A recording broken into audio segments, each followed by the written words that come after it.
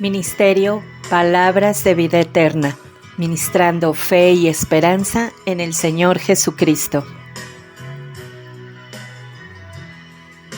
Y como llegó la hora de ofrecerse el holocausto, llegóse el profeta Elías y dijo: Jehová, Dios de Abraham, de Isaac y de Israel, sea hoy manifiesto que tú eres Dios en Israel, y que yo soy tu siervo, y que por mandato tuyo he hecho todas estas cosas.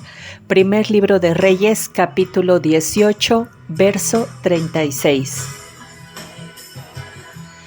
Esta semana, en Palabras de Vida Eterna, Luis García, de la ciudad de Guadalajara, Jalisco, México, nos comparte un estudio referente a un varón, profeta en Israel, el cual fue tenido como alborotador del pueblo y perseguido para ser muerto, y en sus días realizó muchos milagros, porque Dios era con él. Elías.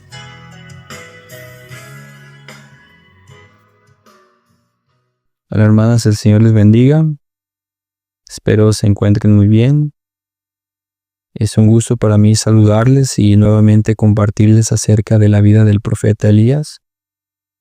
Y quiero compartirles acerca de lo que dice la Biblia de este profeta. Vemos primeramente en la Biblia cómo Dios, en su gran misericordia, usa hombres para hacer su voluntad. Y vemos esto, ¿no? Que no es que haya grandes hombres de Dios, sino es que sabemos que hay un gran Dios todopoderoso que usa hombres pequeños, hombres inútiles, hombres pecadores para hacer su voluntad. Y este fue uno de los casos del profeta Elías. Cuando vemos el ministerio del profeta Elías, vemos que él va y enfrenta a un malvado rey llamado Acab, ya que el pueblo se había apartado de la adoración a Dios, al culto a Baal. Esto fue una de las cosas que más desagradó a Dios, que el pueblo se apartara y rindiera culto a dioses ajenos, a falsos dioses. Y vemos que la vida de Elías estuvo llena de muchas cosas. Entre ellas también él pasó por una depresión muy grande, donde vemos en la Biblia que él deseaba morirse. Él deseaba que Dios ya le quitara la vida. Él tenía mucho temor de esta mujer llamada Jezabel, que mataba a los profetas del Señor.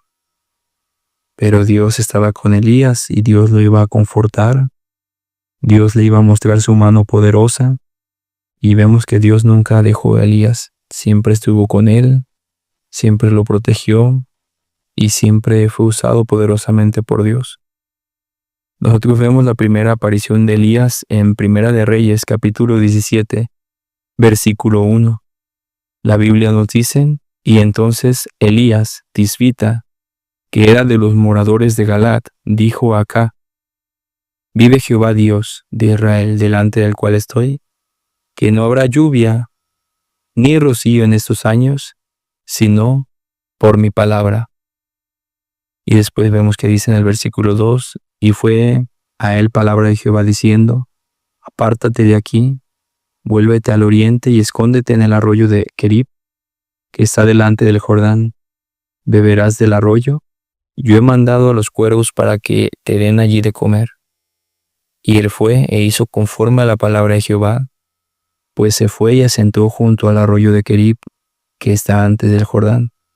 Y los cuervos le traían pan y carne por la mañana, y pan y carne en la tarde, y bebía del arroyo. Elías, un profeta de Dios, cuyo nombre significa mi Dios es el Señor, vino desde Tisbita en Galaad, pero no se sabe nada de su familia o de su nacimiento. Y como dije, la primera vez que lo encontramos en la Biblia es en Primera de Reyes, cuando de repente aparece para desafiar a un malvado rey, Acab, quien gobernó del reino del norte desde el año 874 hasta el 853 a.C. Elías profetizó una sequía que iba a venir sobre toda la tierra como consecuencia de la maldad de Acab. Y advertido por Dios, Elías se esconde cerca del arroyo de Querib, donde es alimentado por los cuervos. en la medida que aumentaba la sequía y el hambre en la tierra. Elías se encuentra con una viuda en un país vecino y a través de su obediencia a la petición de Elías, Dios provee suficiente comida para Elías y la mujer y su hijo. Milagrosamente, la tinaja de harina y la vasija de aceite de la viuda nunca escaseó ni disminuyó. Vamos a leerlo ahí en la Biblia, en Primera de Reyes, capítulo 17. Nos quedamos en el versículo 7. Pasado algunos días, secóse el arroyo, porque no había llovido sobre la tierra. Fue palabra de Jehová diciendo: levántate, vete a Sarepta de Sidón, y allí morarás. He aquí yo he dado allí una mujer viuda que te sustente. Entonces él se levantó y se fue a Sarepta, y como llegó a la puerta de la ciudad, he aquí una mujer viuda que estaba allí cogiendo cerojas, y él la llamó y díjole: ruégote que me traigas una poca de agua en un vaso para que yo beba.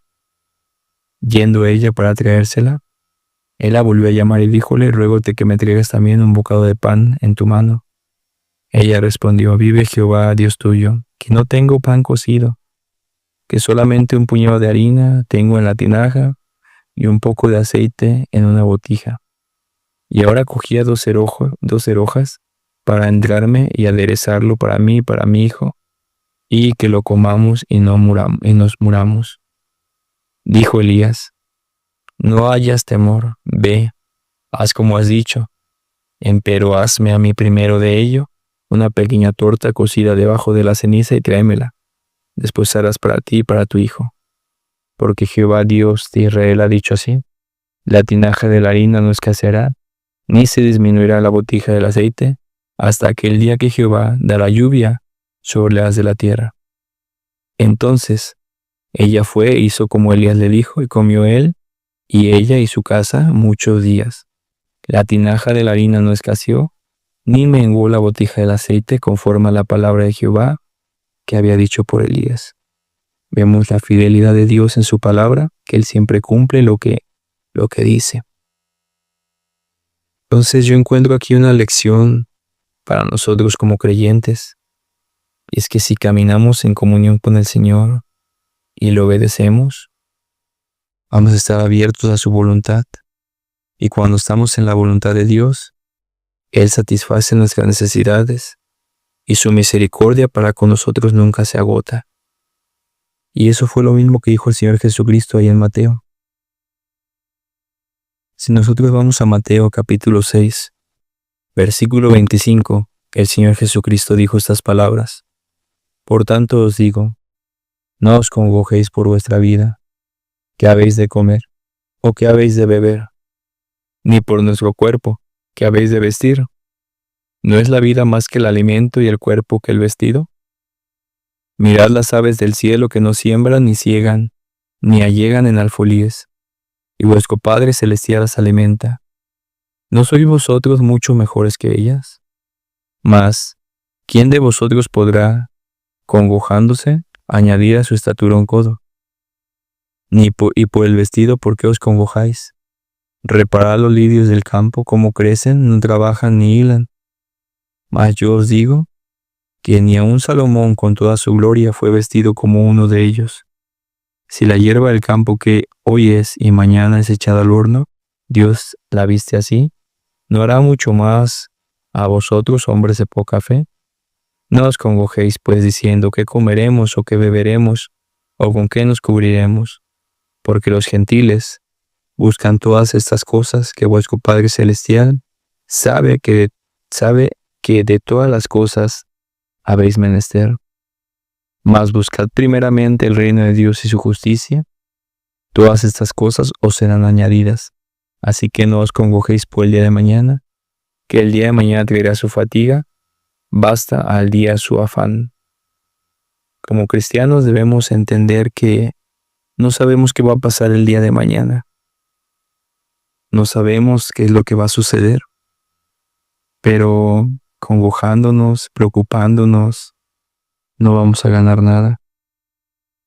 Y vemos que en Dios podemos confiar, que Él tiene cuidado de todas las cosas y que el Señor Jesucristo nos dice que Dios sabe todas las cosas que necesitamos. El problema es cuando nosotros queremos más y más y más, y hay un corazón con mucha avaricia, y siempre estamos anhelando y codiciando tantas cosas en el mundo que nos hacen renegar y quejarnos para con Dios, para con la vida, siendo siempre como amargados, tristes. Pero nosotros vemos la vida de Elías, cómo estaba en una situación muy complicada, cómo esta mujer viuda ya no tenía para comer más y para su hijo, y cómo Dios les va a proveer a ellos lo necesario para vivir cada día. Entonces nosotros como cristianos, como creyentes, debemos estar contentos, debemos estar en la voluntad de Dios, confiando que Dios mañana proveerá, y pues solamente ocupándonos con el día a día. El Señor dijo, basta cada día su afán. Ya mañana, si Dios nos da vida, si Dios nos permite levantar, pues entonces mañana Dios proveerá y tenemos que confiar en Él. Podemos descansar en Dios, podemos estar en su voluntad, podemos buscar primeramente lo que a Él le agrada, y sabemos que Él tiene cuidado de nosotros. Entonces vemos en la vida del profeta Elías una obediencia a Dios y una confianza en Él que nosotros como cristianos deberíamos tener. ¿Por qué? Porque está escrito en su palabra. Y así como Elías obedeció a Dios, nosotros debemos también obedecer y confiar y descansar en Él. Después vemos a Elías cara a cara con los profetas de Baal en el monte Carmelo. Y eso lo vamos a ver en 1 Reyes, capítulo 18. Vamos a buscarlo.